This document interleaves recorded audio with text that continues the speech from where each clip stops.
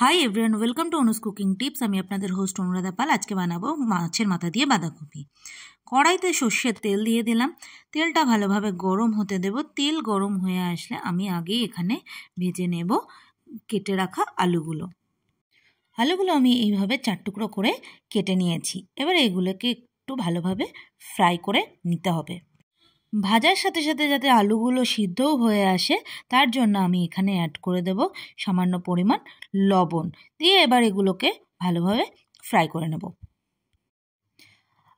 আমার আলুগুলো ভাজা হয়ে গেছে। এবারে আমি আলুগুলো একটা পাত্রে তুলে নেব।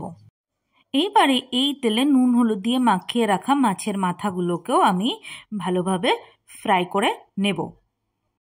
আমার রেসিপিগুলো যদি আপনাদের ভালো লেগে থাকে চ্যানেলটাকে অবশ্যই সাবস্ক্রাইব করবেন, ভিডিওটা লাইক এবং শেয়ার করে ফ্রেন্ডস এবং ফ্যামিলিদের দেখার সুযোগ করে দেবেন।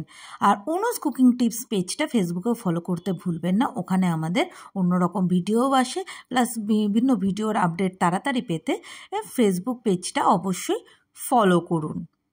আর কোনো কোয়েরি থাকলে রান্না সম্পর্কে সেটাও কমেন্ট করে জানান। আর কী কী রেসিপি আমার চ্যানেলে দেখতে চান সেগুলো কমেন্ট করে জানাবেন। এবারে আমি ফোড়নে দিয়ে দিলাম তেজপাতা, শুকনো লঙ্কা, ছোটো এলাচ এবং দারচিনি, আর দিয়ে দেব সাদা জিরে। ফোড়নটা নাড়াচাড়া করে এইবারে দিয়ে দেব কুচিয়ে রাখা পেঁয়াজটাকে একটু ভালোভাবে ফ্রাই করে নেব। আপনারা যারা রসুন পছন্দ করেন তারা রসুনও দিতে পারেন। আমরা এখানে রসুন ব্যবহার করব না। পেঁয়াজটা কিছুক্ষণ আমরা ফ্রাই করে নেব যতক্ষণ না পেঁয়াজের কালার চেঞ্জ হয়ে যাচ্ছে। পেঁয়াজের কালার চেঞ্জ হয়ে গেলে আমরা এখানে অ্যাড করে রাখবো কুচিয়ে রাখা টমেটোটাও নরম হওয়া পর্যন্ত আমরা এটাকে ভালোভাবে ফ্রাই করে নেব। আর টমেটো পেঁয়াজ যাতে তাড়াতাড়ি নরম হয়ে যায় তার জন্য আমরা এখানে অ্যাড করে দেবো সামান্য পরিমাণ লবণ। তাহলে তাড়াতাড়ি টমেটোটা সিদ্ধ হয়ে আসবে।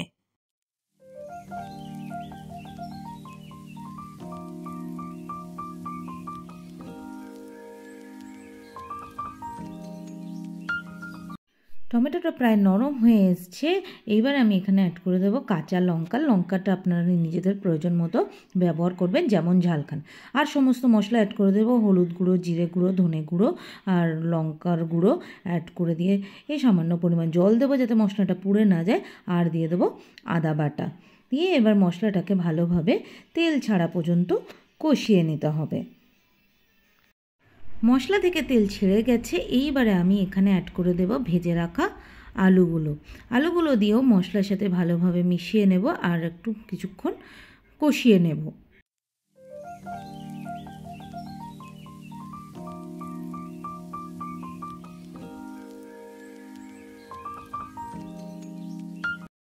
আলুটা মশলার সাথে ভালোভাবে কষানো হয়ে গেছে, তেল ছেড়ে দিয়েছে মশলা থেকে, দেখুন তেল বেরিয়ে গেছে। এবার আমি বাঁধাকপিটা দিয়ে দেবো। বাঁধাকপিগুলো এইভাবে কেটে ভালো করে ধুয়ে নিয়েছি। আপনারা বাঁধাকপিটা চাইলে সিদ্ধ করে নিয়ে জল ফেলে দিতে পারেন।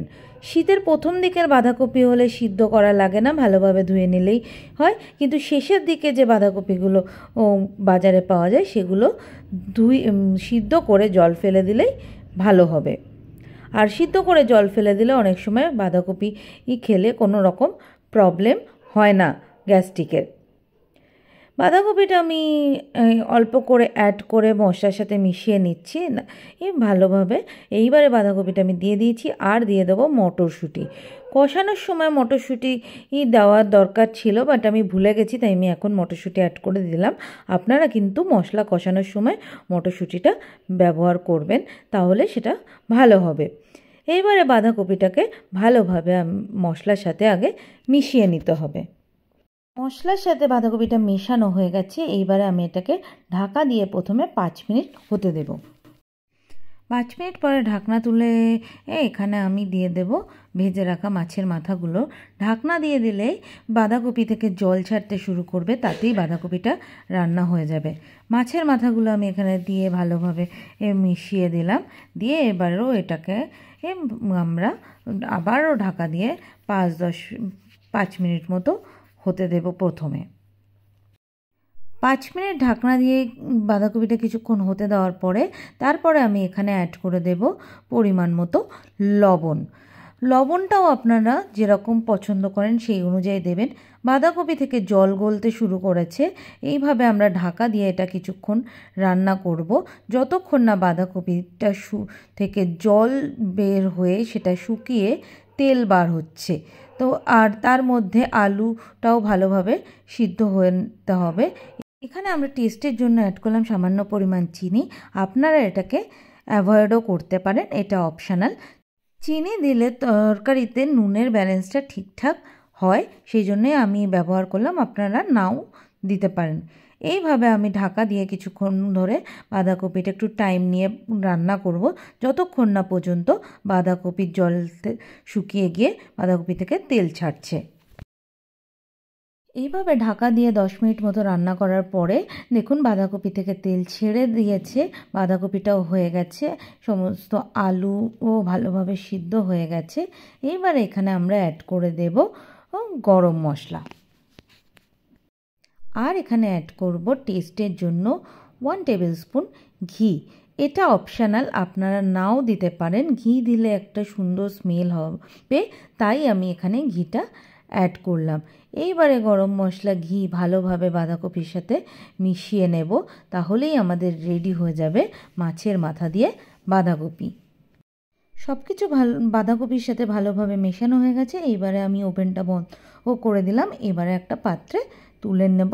রেডি হয়ে গেছে আমাদের মাছের মাথা দিয়ে বাঁধাকপি। বাড়িতে বানালে অবশ্যই কমেন্ট করে জানাবেন কেমন লেগেছে এই রেসিপিটা।